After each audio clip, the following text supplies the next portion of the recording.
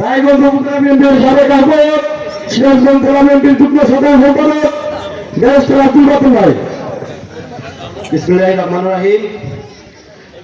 Brahmagachha union বিএনপির দলীয় কার্যালয় উদ্বোধন উপলক্ষে আয়োজিত আজকের সভার সম্মানিত সভাপতি উপস্থিত রয়েছেন জেলা বিএনপির সদস্য, উপদেষ্টা মণ্ডলী এবং রায়গঞ্জ উপজেলা বিএনপি যুবদল, স্বেচ্ছাসেবক দল, অঙ্গ সহযোগী সংগঠনের নেতৃবৃন্দ, সবাইকে জানাই আমার সংগ্রামী সালাম। আসসালামু আলাইকুম।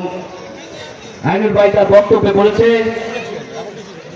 16 বছর যারা আন্দোলন সংগ্রামে ছিল না তাদের কোনো জায়গা নেই। আগামীতে আমি রায়গঞ্জ উপজেলা বিএনপির সকল নেতৃবৃন্দকে অনুরোধ করব, ঐক্যবদ্ধভাবে হাইব্রিডদেরকে প্রতিহত করতে হবে। তারেক রহমান যে 31 দফা বাস্তবায়নের জন্য আমাদেরকে দায়িত্ব দিয়েছেন, সেই 31 দফা আমরা সকলে একত্রিত হয়ে বাস্তবায়ন করব, এই আশাবাদ ব্যক্ত করে আমি সকলকে আবারও ধন্যবাদ জানিয়ে আমার বক্তব্য শেষ করছি। আসসালামু আলাইকুম।